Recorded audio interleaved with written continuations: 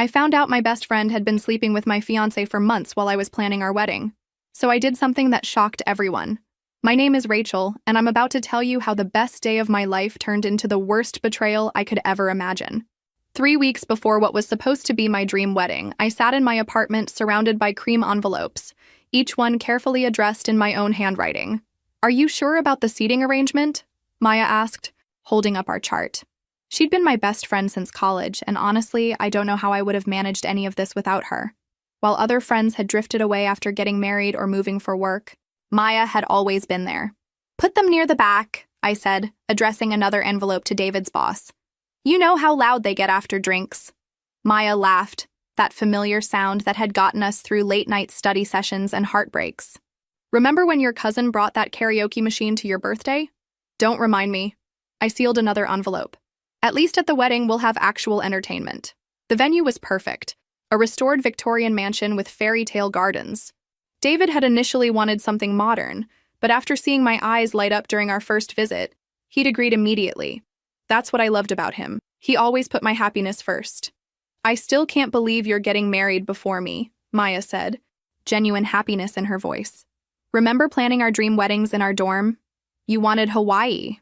I wanted the full princess treatment. And you're getting it." I smiled, thinking about the dress hanging in my closet, layers of silk and lace that made me feel like royalty. Tomorrow was my final fitting, and Maya had promised to come. She'd been to every appointment, every cake tasting, every consultation. Sometimes I joked she was more invested than I was. "Hand me those stamps." As Maya passed them, I noticed her phone buzzing. The screen lit up with a text, but she quickly turned it face down. "Everything okay?" "Just work stuff," she said quickly, something off in her tone. "You know how demanding my boss can be."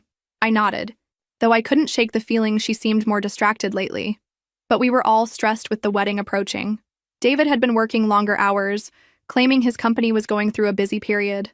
"I can't wait for this to be over," I admitted, sealing the last invitation. "Don't get wrong, I'm excited to marry David, but this planning is exhausting. It'll be worth it," Maya said softly. "You two are perfect together." Something in her voice, a wistfulness I'd never heard before. When I looked up, she was staring out the window with an expression I couldn't read. "Are you sure you're okay? You seem different lately." She turned back with a bright smile that didn't reach her eyes. "I'm fine, just tired. Planning a wedding is hard work, even for the maid of honor." That evening, after Maya left and I'd dropped off invitations, I decided to surprise David with dinner. He'd been working so much lately, and I thought a quiet evening together would be nice. I picked up his favorite Thai food and headed to his apartment. I was reaching for my key when I heard voices inside. David was talking to someone, his voice muffled through the door.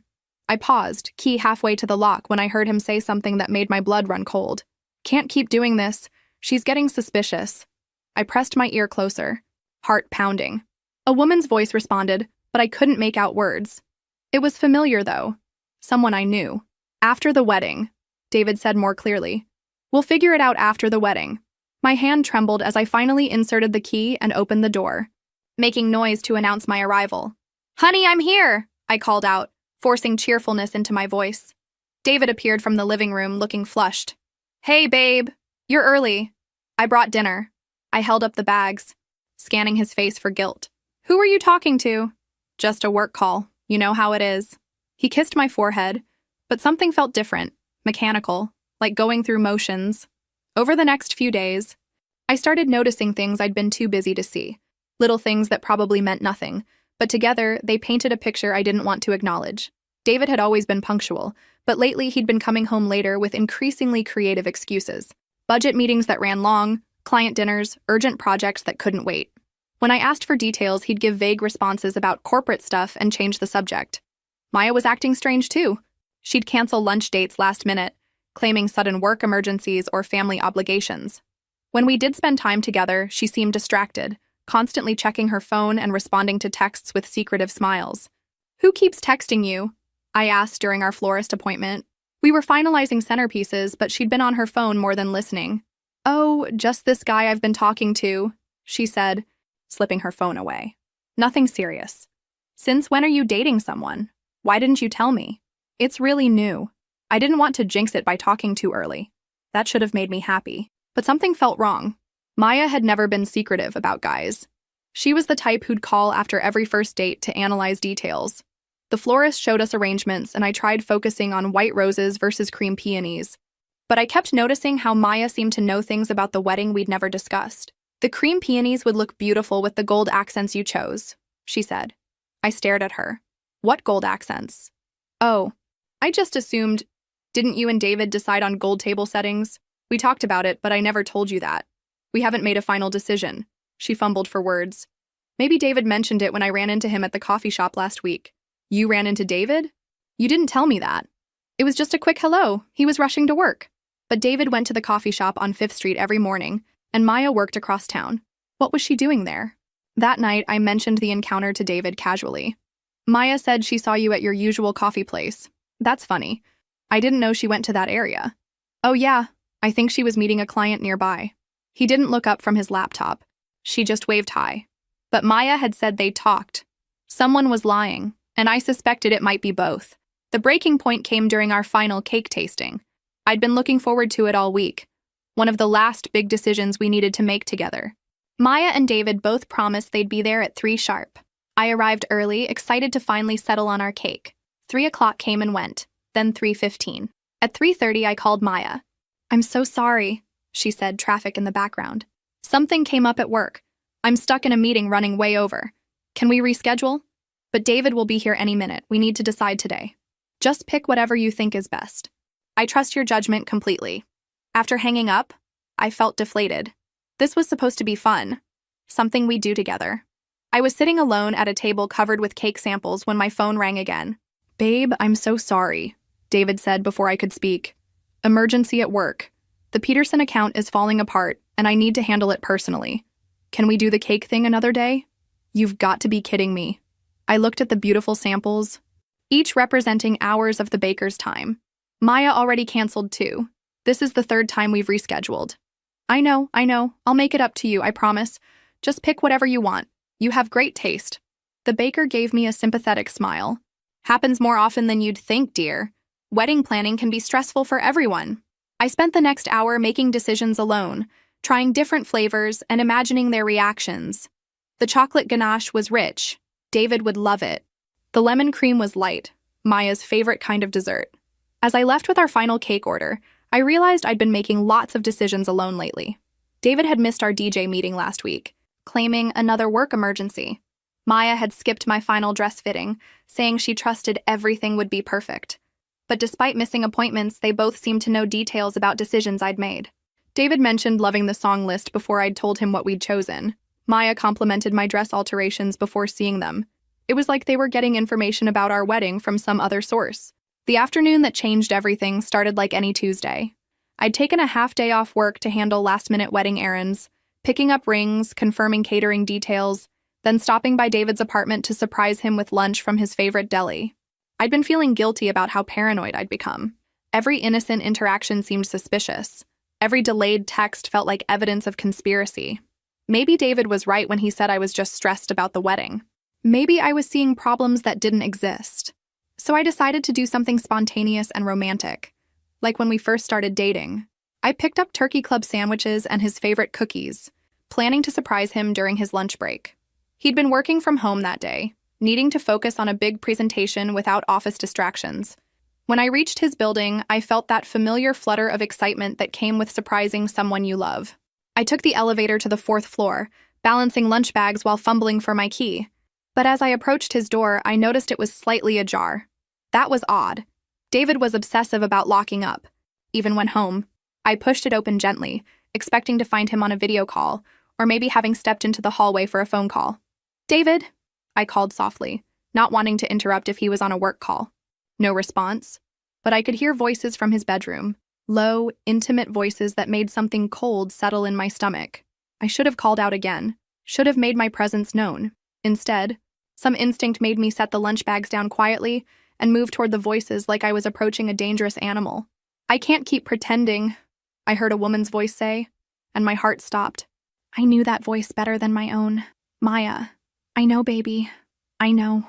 David's voice was softer than I'd heard it in months, filled with tenderness that used to be reserved for me. "Just a few more days and then we can stop pretending." I pressed myself against the wall outside his bedroom. my entire body trembling as I strained to hear every word.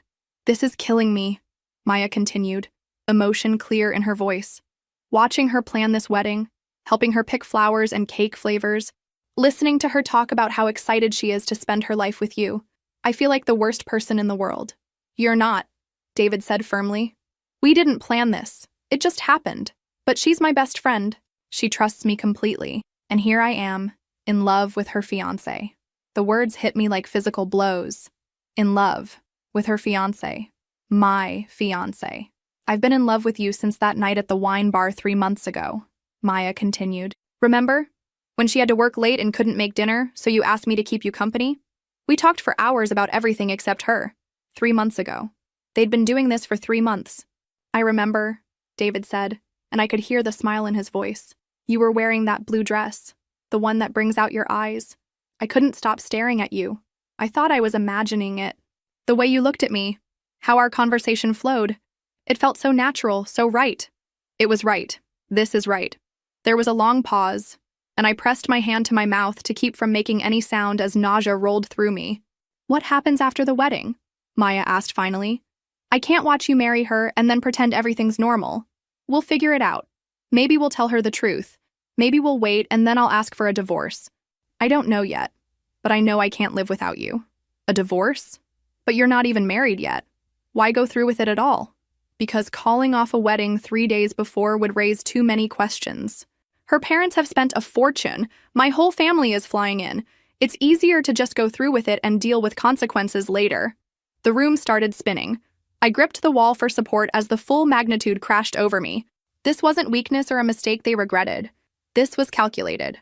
They were going to let me walk down that aisle, exchange vows with a man who loved someone else, then continue their affair behind my back.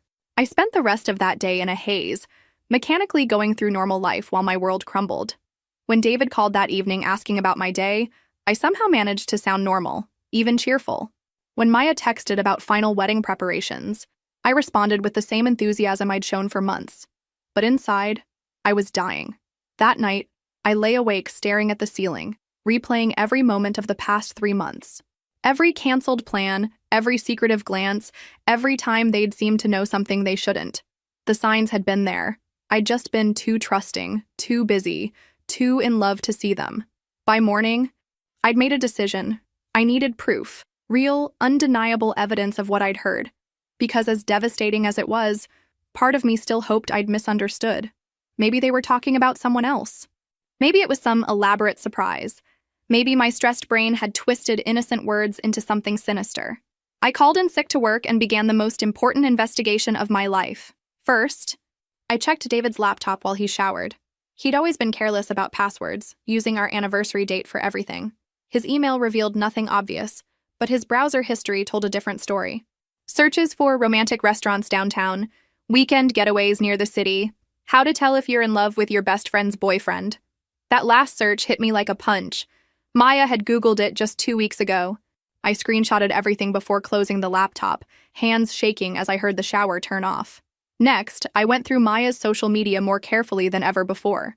Her recent posts seemed normal on the surface, but when I looked closer, I noticed things. A photo of her coffee cup at the same cafe where David got his morning coffee, posted at the same time he usually stopped by.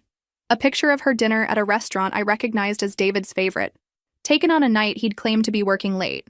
I made a list of dates and times, cross-referencing them with David's excuses and absences. The pattern was unmistakable.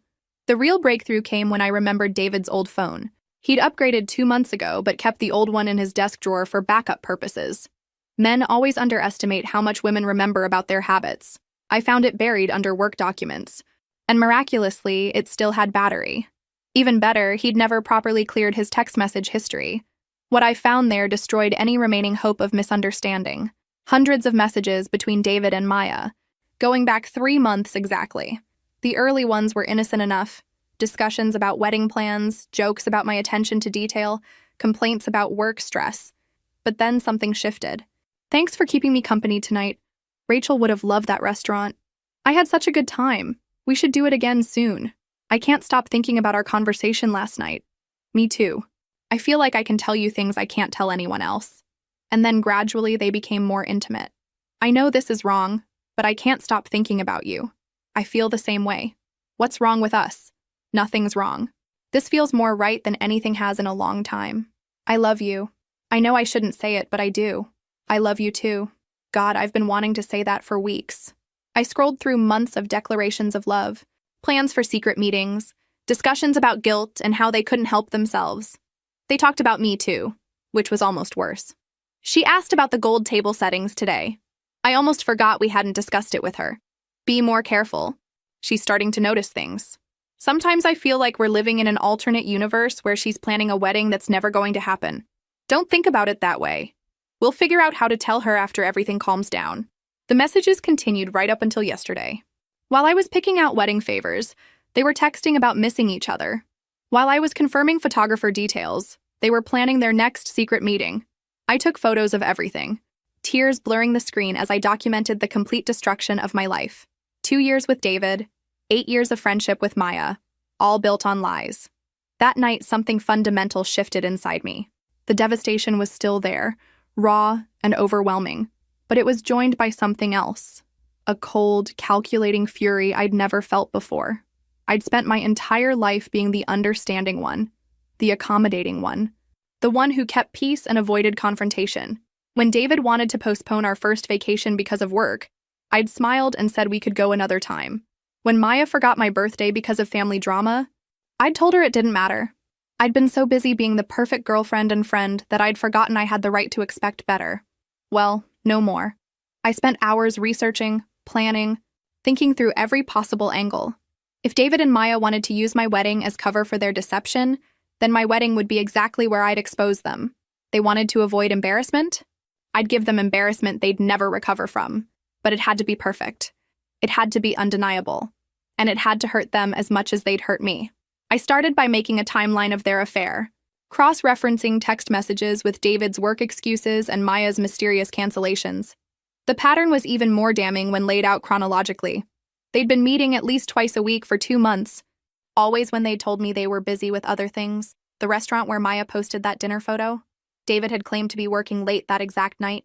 The weekend Maya said she was visiting her sick aunt, David had told me he was at a work retreat. Their lies were so elaborate and coordinated that it must have taken real effort to keep stories straight. Next, I gathered the most damaging evidence, screenshots of their love confessions, photos of them together that Maya had clearly tried to keep private, location data showing them at the same places at the same times. I compiled it all into a comprehensive file that told the complete story of their 3-month affair. Then I started thinking about logistics. The wedding ceremony was scheduled for 4 o'clock Saturday afternoon. Maya would be standing right next to me as my maid of honor. David would be at the altar, waiting to promise his life to me while knowing he'd already given his heart to someone else. Perfect. I spent the next day acting completely normal. When David stopped by to discuss last-minute details, I was the picture of a glowing bride-to-be. When Maya called to confirm our spa appointment for Friday morning, I gushed about how excited I was to finally relax before the big day. They had no idea that I was systematically planning their complete and utter destruction. The breakthrough came when I remembered something my cousin who worked in tech had told me about creating shareable photo albums for events. You could upload a collection of photos and send a private link to specific people, and they'd receive a notification to view them. It was perfect for sharing wedding photos with family after the ceremony. Except I wasn't planning to share wedding photos. I created the digital album using a fake email address, uploading every piece of evidence I'd gathered. The text message screenshots, the coordinated lies, the proof of their secret meetings, everything that showed the complete scope of their betrayal. I wrote a simple message to accompany it. The truth about Maya and David's 3-month affair, which they planned to continue after my wedding. Then I prepared the recipient list. Both sets of parents, David's groomsmen, Maya's family, close relatives, and mutual friends. People who deserved to know what kind of people they'd been supporting and celebrating. But I wouldn't send the links until the perfect moment. Friday night, at the rehearsal dinner, I watched David and Maya play their parts perfectly. David gave a touching speech about how lucky he was to have found his soulmate, how he couldn't wait to spend the rest of his life with me. Maya tearfully talked about watching her best friend find true love, how she'd never seen me happier than I was with David. The guests were charmed. Our parents were emotional. Everyone kept commenting on how perfect we were together, how obvious it was that we were meant to be. I smiled and nodded and played the blushing bride, all while thinking about how satisfying it would be to watch their faces when their perfect facade crumbled in front of everyone they cared about. The morning of my wedding dawned clear and bright, like something from a fairy tale. I woke up at 6 a.m. feeling more rested than I had in days, despite barely sleeping. There was something liberating about finally knowing the truth, about having a plan, about taking back control of my own narrative. Maya arrived at my apartment at 8 sharp with coffee and croissants, just like we'd planned. She looked beautiful, hair perfectly styled, makeup flawless, wearing the lavender dress we'd chosen together months ago. She was the picture of the perfect maid of honor, ready to support her best friend on the most important day of her life. If only she knew. "Today's the day," she said, setting down coffee with hands steadier than mine felt. "How are you feeling?" "Surprisingly calm," I said. And it was true. The anxiety and doubt eating at me for weeks were gone, replaced by crystal clear purpose. "I feel like everything is finally going to work out exactly the way it's supposed to. That's the sign of a bride making the right choice," Maya said, squeezing my hands. "David is such a good man. You two are going to be so happy together." I studied her face as she said it, looking for any crack in her performance, any sign of guilt or hesitation, but she was flawless. If I didn't know better, I would have believed every word. "I keep thinking about how we used to plan our weddings in college," I said, taking a sip of coffee. "Do you remember what you used to say you wanted most in a husband?" She was checking her phone, probably for messages from David. "You said you wanted someone who would put you first, no matter what. Someone who would choose you over everyone else, even when it was difficult." She looked up from her phone, and for just a moment, I saw something flicker across her face. Guilt? Fear? Recognition? "That's still what I want," she said quietly. "I hope you find it someday." "I hope so too." The photographer arrived at 10, followed by my sister and 2 other bridesmaids. My apartment transformed into a whirlwind of activity. Hair curlers and makeup brushes, champagne glasses and nervous laughter. Everyone kept commenting on how radiant I looked, how confident and happy I seemed. "Some brides are basket cases on their wedding day," my sister said as the makeup artist applied my lipstick. "But you look like you're exactly where you're supposed to be." "I am," I said, catching Maya's eye in the mirror. "Everything is happening exactly according to plan." While the others were getting ready, I slipped into my bedroom and made my final preparations. I queued up the digital album I'd created, double-checking that all evidence was properly uploaded and the recipient list was complete. I set up a delayed send for the links. They would go out at exactly 4:15 p.m., 15 minutes into what should have been my wedding ceremony. I also prepared a backup plan. I'd printed some of the most damaging text message screenshots and sealed them in elegant envelopes, labeled with key family members' names. If the digital plan failed, I had physical evidence ready. But I was confident it wouldn't come to that. Technology had gotten me into this mess by revealing their betrayal, and technology would get me out by exposing them to everyone who mattered. "Rachel?" Maya knocked on my bedroom door. "The photographer wants shots of you in your dress before we leave for the church." "Coming," I called back, taking one last look at my phone.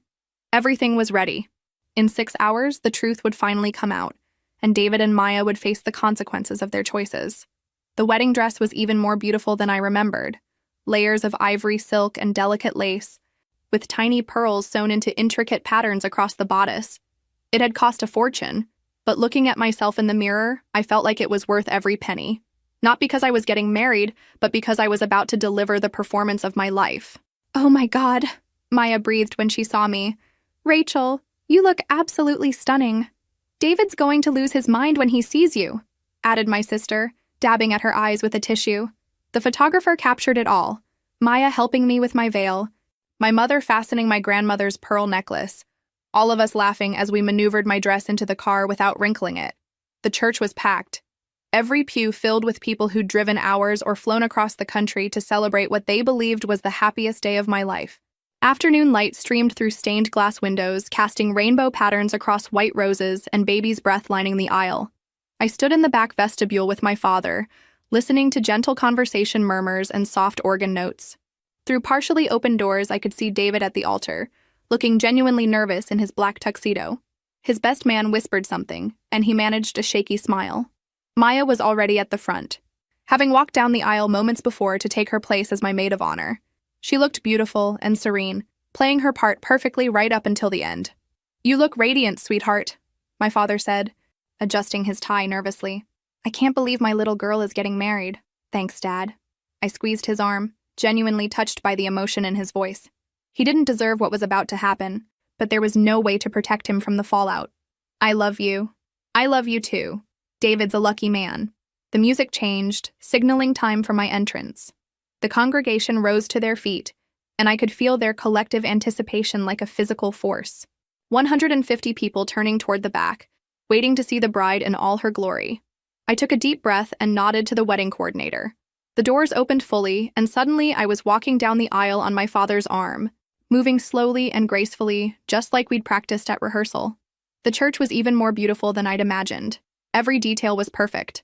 The flowers, the lighting, the music, the faces of people I loved gazing at me with joy and approval. My mother was crying happy tears in the front row. David's grandmother was smiling and nodding. My college roommate was taking pictures with her phone. This should have been the moment I'd dreamed about since I was a little girl. Instead, it felt like I was walking toward my own execution, or rather, toward David and Maya's. When I reached the altar, my father kissed my cheek and placed my hand in David's, the gesture that was supposed to symbolize him entrusting me to the care of the man I loved. If only he knew he was handing me over to someone who'd been lying to me for months. "You look incredible," David whispered, and for a moment, he seemed to forget he was in love with someone else. There was genuine admiration in his eyes, which somehow made everything worse. I smiled at him, the same loving smile I'd been giving him for 2 years. "Thank you." Maya stepped closer, adjusting my train and whispering, "Everything's perfect. You're going to remember this moment forever." She was right about that, just not in the way she meant. The minister began the ceremony with traditional words about love and commitment, about the sacred bond between husband and wife. The irony was almost unbearable. Here we were, surrounded by people celebrating love and fidelity, while the groom and maid of honor were secretly planning to betray everything those words represented.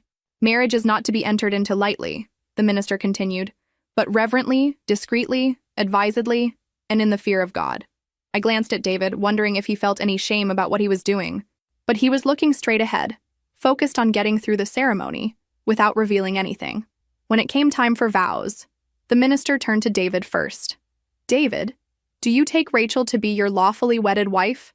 To have and to hold, in sickness and in health, for richer or poorer, for better or worse, forsaking all others, till death do you part?" "I do," David said clearly, his voice carrying across the silent church. The lie was so smooth, so convincing, that I almost admired his acting ability. He was promising to forsake all others while planning to continue his relationship with the woman standing 3 feet away. Then it was my turn. The minister smiled at me kindly, completely unaware he was about to witness something unprecedented in his 30 years of performing ceremonies. "Rachel, do you take David to be your lawfully wedded husband? To have and to hold, in sickness and in health, for richer or poorer, for better or worse, forsaking all others, till death do you part." I looked out at the congregation, all those expectant faces, all those people who loved me and wanted me to be happy. Then I looked at David, whose expression was starting to show confusion at my hesitation. Finally, I glanced at Maya, who was watching me with growing concern. "Actually," I said, my voice clear and carrying easily through the church's excellent acoustics, "I have something I need to say first." A confused murmur rippled through the congregation. The minister looked puzzled. David's face went pale. Maya whispered urgently, "Rachel, what are you doing?" I turned to face the congregation fully, my wedding dress rustling as I moved. Every eye in the church was fixed on me, waiting to see what the bride could possibly have to say that couldn't wait until after the ceremony. "I want to talk about love," I began, my voice steady and strong. "Real love. The kind that's honest and faithful and true. The kind that doesn't sneak around behind closed doors or lie to the people who trust you most." The murmur grew louder. David's face had gone from pale to ashen. Maya was staring at me with growing horror, finally understanding what was happening. "You see, I discovered something interesting this week," I continued, my voice carrying clearly through the suddenly silent church. "I learned that my fiancé and my maid of honor have been having an affair for the past 3 months. The silence that followed was deafening. You could have heard a pin drop in that packed church. Then, all at once, everyone started talking. Gasps of shock, whispered questions, confused exclamations. "Rachel, what are you doing?" David hissed, grabbing my arm. I pulled away from him and continued speaking to the congregation. "They've been meeting in secret, telling me elaborate lies about work meetings and family emergencies. all so they could be together. They planned to go through with this wedding and continue their affair afterward. That's not, Maya started, but I cut her off. Oh, but it is true. And I have proof. I reached into my bouquet, where I'd hidden my phone, and held it up. At exactly 4:15, which should be right about now, many of you are receiving links to a digital photo album. But instead of wedding pictures, you're going to see screenshots of their text messages, photos of them together, and a complete timeline of their 3-month affair. Phones started buzzing throughout the church as the delayed messages arrived. I watched as people checked their notifications, opened the links, and saw the evidence I'd compiled. The gasps grew louder, and several people stood up to get a better look at their screens. "Oh my God," someone whispered loudly enough for everyone to hear. "It's all here. The messages, the photos, everything." David's mother stood up from her seat in the front row, her face a mask of fury and humiliation. "David Michael Thompson, how could you do this?" Maya's father was scrolling through his phone with an expression of pure disgust. "Maya Elizabeth, is this true?" "I can explain," Maya started, but her voice was drowned out by the growing chaos. People were standing up, showing their phones to neighbors, pointing at David and Maya with expressions ranging from shock to outrage. The wedding coordinator looked like she was having a panic attack. The photographer was still taking pictures, probably out of professional instinct. "This is insane," David said, his voice cracking. "Rachel, we need to talk about this privately." "Privately?" I laughed, and it came out sharper than intended. "You mean the way you and Maya have been talking privately for 3 months? The way you privately decided to use my wedding as cover for your affair?" "No, David. I'm done with private conversations." I turned back to the congregation, many still staring at their phones in disbelief. "I want everyone here to understand what happened. These two people, who I trusted more than anyone in the world, systematically lied to me for months. They made me complicit in my own humiliation. They were going to let me marry a man who was in love with someone else, then continue their relationship behind my back." "Rachel, please," Maya said, tears streaming down her face. "I never meant for this to happen. I never wanted to hurt you. But you did hurt me," I said, looking directly at her. "Every time you canceled our plans to be with him, every time you helped me plan a wedding you knew was a sham, every time you looked me in the eye and lied to my face." The church had erupted into complete chaos. David's groomsmen were standing around looking uncomfortable and confused. Maya's sister was crying. Both sets of parents were having heated discussions with their respective children.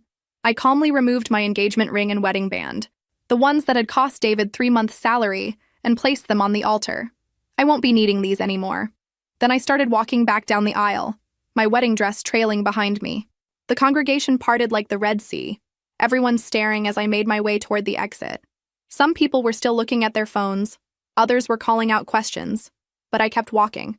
As I reached the back of the church, I turned around one last time to look at the scene I was leaving behind. David was standing at the altar looking lost and humiliated, his carefully constructed facade finally shattered. Maya was sobbing into her hands, surrounded by angry family members demanding explanations. The beautiful wedding ceremony had turned into exactly what they deserved, a public reckoning for their choices. The aftermath was swift and brutal. By Sunday morning, less than 24 hours after my wedding that wasn't, the story had spread through our entire social circle like wildfire. Everyone who'd witnessed the scene had called someone who hadn't been there. Everyone who'd received the digital evidence had shared it with friends and family who needed context. My phone was buzzing constantly with calls and messages, so I turned it off and checked into a hotel under my maiden name. I needed silence to process what I'd done and what came next. But even in my self-imposed isolation, news filtered through. My sister called the hotel directly to fill me in on the chaos I'd left behind. "David's family is mortified," she told me. "His mother hasn't stopped crying since yesterday. She called Mom to apologize for his behavior and to say that they're cutting him off completely." I felt a stab of guilt about David's mother. She was a kind woman who didn't deserve to be humiliated by her son's choices. But then I reminded myself that I wasn't the one who'd made those choices. "What about his job?" I asked. His boss was at the wedding, saw everything. Apparently, David had been lying about work meetings to cover his affair, and his boss is not happy about being made an unwitting accomplice. There are rumors he might be fired. David's company had a strict policy about integrity and honesty, especially for someone in his position handling client accounts. If they discovered he'd been systematically lying about his whereabouts and using work as an excuse for personal betrayals, his career would be over. And Maya? Her parents are devastated. Her father called her a disgrace to the family name. Her mother packed up all the photos of you two and threw them away. They're talking about not paying for her apartment anymore since they don't trust her judgment. Maya had always been close to her parents, and their financial support had allowed her to live in the trendy downtown apartment she loved. Without it, she'd have to move back home or find roommates, a humbling change for someone who'd prided herself on her independence. Her job situation is even worse, my sister continued. Her boss was also at the wedding, and half her coworkers saw the evidence on their phones. Apparently, she'd been calling in sick and leaving early for months to meet David, and now everyone knows she was lying. Maya worked for a small marketing firm where reputation and trustworthiness were everything. If her colleagues and clients couldn't trust her to be honest about basic things like sick days, how could they trust her with their accounts? The whole thing has become this massive scandal, my sister said. People are taking sides, cutting ties, reevaluating their own relationships. It's like you dropped a bomb in the middle of our social circle. And I had. By choosing to expose David and Maya so publicly, I'd forced everyone who knew us to confront uncomfortable questions about loyalty, honesty, and complicity. Friends who'd covered for them or failed to notice the signs were now questioning their own judgment. Family members who'd supported the relationship were feeling betrayed and foolish. Mom and Dad are worried about you, my sister added gently. They're proud of you for standing up for yourself, but they're concerned about the way you did it. I understood their concern. The Rachel they knew had always been diplomatic, always tried to handle conflicts privately, always avoided making scenes, but that Rachel had also let herself be systematically deceived for months. Tell them I'm okay, I said. Better than okay, actually. For the first time in months, I feel like myself again. Over the next few days, the ripple effects continued to spread. Mutual friends were forced to choose sides, and most chose mine. The evidence I'd compiled was too damning to ignore or rationalize away. David and Maya had betrayed not just me, but everyone who'd supported our relationship and helped plan our wedding. Maya's best friend from work called to apologize for not noticing the signs and to tell me she was ending their friendship. David's college roommate sent a message saying he was embarrassed to have been associated with someone capable of such deception. But the most satisfying response came from an unexpected source. David's ex-girlfriend from college, a woman named Jennifer, who'd always seemed to dislike me for no reason I could understand. I need to tell you something, she said when she called. David cheated on me too, with a close friend of mine. I never said anything because I thought you were different, that maybe he'd changed. But seeing what happened at your wedding, I realized he's exactly the same person he always was. As the week progressed, I started to see the broader impact of my actions. David and Maya weren't just dealing with personal consequences. They'd become a cautionary tale about the dangers of betrayal and deception. 2 weeks after the wedding, I made a decision that surprised everyone, including myself. I was going to take that honeymoon trip to Europe, alone. David and I had spent months planning a 2-week tour through Italy, France, and Spain. The flights were paid for, the hotels were booked, and the itinerary was perfect. Why should his betrayal cost me the chance to see the world? Are you sure about this? My mother asked when I told her my plan. Traveling alone so soon after everything? I'm sure, I said, and I was. I've been taking care of everyone else's feelings for weeks. Now I want to take care of mine. The truth was, I needed to get away from the constant reminders of what had happened. Every restaurant in town held memories of David. Every coffee shop reminded me of Maya. I needed distance, perspective, and the chance to remember who I was outside of those relationships. I started a travel blog the day before I left, deciding to document my journey of self-discovery. I called it Finding Me, a Solo Adventure After Betrayal. And my first post was simply, "They broke my heart, but they won't break my spirit. Off to rediscover the world and myself." The response was immediate and overwhelming. Within hours, I had hundreds of comments from women sharing their own stories of betrayal and survival. Messages poured in from strangers who'd heard about my wedding day confrontation and wanted to express their support. "You're my hero," wrote one woman. "I caught my husband cheating with my sister, but I was too scared to say anything. Watching you stand up for yourself gives me hope that I can find that courage too." Another message read, "I've been in a toxic relationship for 3 years, making excuses for his behavior and believing his lies. Your story made me realize I deserve better. I realized I'd accidentally become a symbol of something bigger than my own situation." Women who'd been betrayed, gaslit, or taken for granted were seeing my story as proof that they didn't have to accept treatment they didn't deserve. The trip itself was transformative in ways I hadn't expected. In Rome, I spent hours wandering through ancient ruins, marveling at civilizations that had risen and fallen long before my problems existed. In the Colosseum, I thought about gladiators who'd faced life-or-death struggles that put my relationship drama into perspective. In Florence, I took an art class and discovered I had a talent for watercolor painting that I'd never explored. For years, I'd been so focused on David's interests and Maya's social calendar that I'd forgotten to pursue my own passions. "You have a natural eye for color and composition," the instructor told me after my first lesson. "Have you ever considered taking this more seriously?" I hadn't, but suddenly the idea seemed appealing. I spent the rest of my time in Florence painting everything that caught my eye. Street musicians, market vendors, the view from my hotel window. Each painting felt like a small act of reclaiming myself. In Paris, I sat in cafes for hours, people watching and writing in the journal I'd started keeping. I wrote about the relief of making decisions without consulting anyone else, about the joy of eating whatever I wanted without worrying if David would approve, about the freedom of following my own schedule without accommodating Maya's plans. "Today, I realized I haven't felt guilty about anything in 3 days," I wrote. "I haven't apologized for taking up space, haven't worried about being too demanding or too emotional. I'm just existing as myself, and it feels revolutionary." The blog posts I wrote from the road struck a chord with readers around the world. I shared photos of my terrible first attempts at watercolor, stories about getting lost in foreign cities and finding unexpected adventures, reflections on learning to enjoy my own company. Self-discovery isn't just about finding new hobbies or visiting new places, I wrote from a cafe in Barcelona.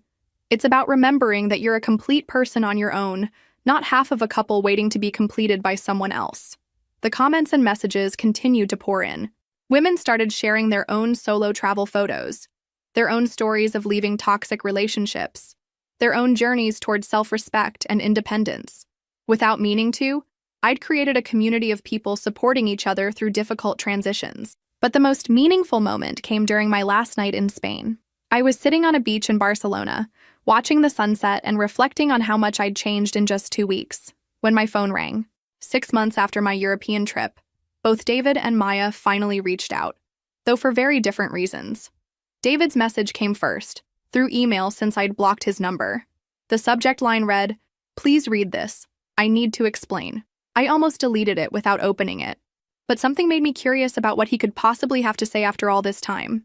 The email was long and rambling, full of justifications and self-pity. He'd lost his job just as my sister had predicted. His family had cut him off financially and emotionally. He was living in a studio apartment on the other side of town, working at a car dealership for a fraction of his previous salary. "I know I hurt you," he wrote, "but I never meant for things to go as far as they did. Maya and it was just physical at first. I thought I could control it, keep it separate from what we had. But then I fell in love with her, and I didn't know how to handle it." He went on to explain that Maya had ended their relationship immediately after the wedding, unable to handle the guilt and social fallout. He'd been trying to win her back ever since, but she'd made it clear she wanted nothing to do with him. "I realize now that what we had was real," he continued. "You were the best thing in my life, and I threw it away for something that was never going to last. I'm not asking for another chance. I know I don't deserve one, but I need you to know that I'm sorry, and that losing you was the biggest mistake I'll ever make." The email ended with a request to meet in person so he could apologize face to face. "I need closure," he wrote, "and maybe you do too." I stared at the email for a long time, trying to figure out how I felt about it. A year ago, this kind of message might have broken my heart all over again. But now, after months of therapy and personal growth, I felt something I hadn't expected. Pity. David hadn't learned anything from what had happened. He was still making excuses, still treating me like a fallback option, still thinking about what he needed rather than what he'd put me through. The fact that he'd only reached out after Maya rejected him told me everything I needed to know about his motivations. Maya's approach was different. She called my sister and asked her to pass along a message. She wanted to meet for coffee, not to ask for forgiveness, but to take responsibility for what she'd done.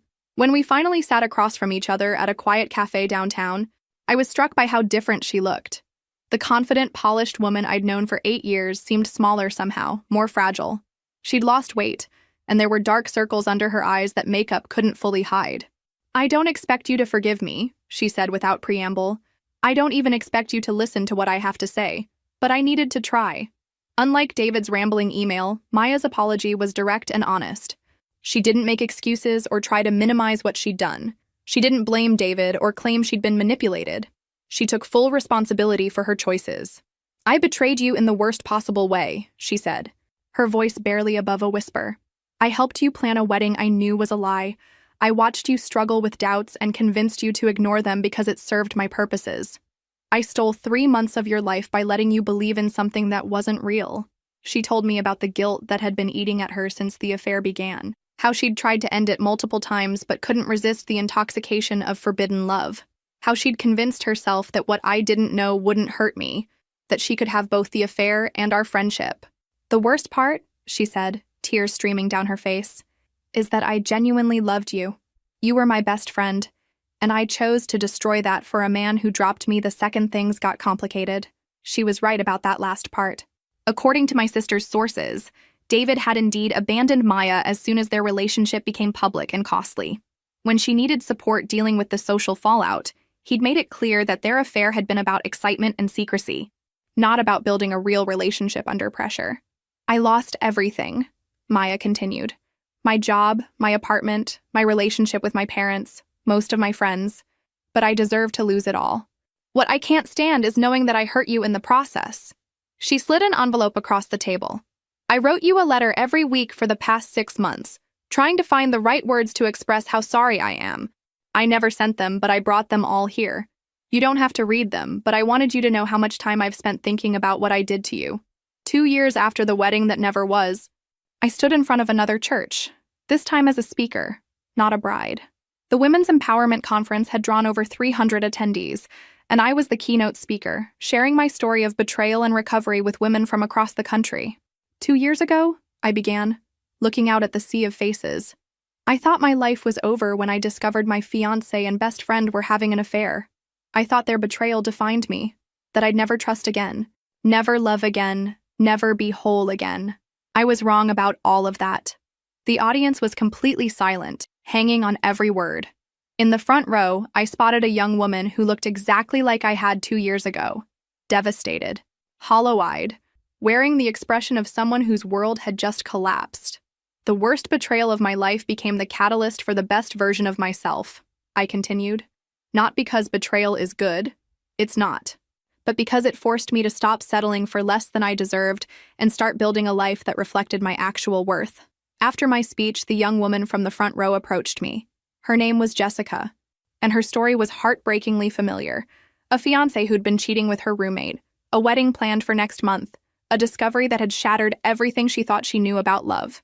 "I don't know how to do what you did," she said through tears. "I don't know how to be that strong." "You don't have to expose them publicly like I did," I told her.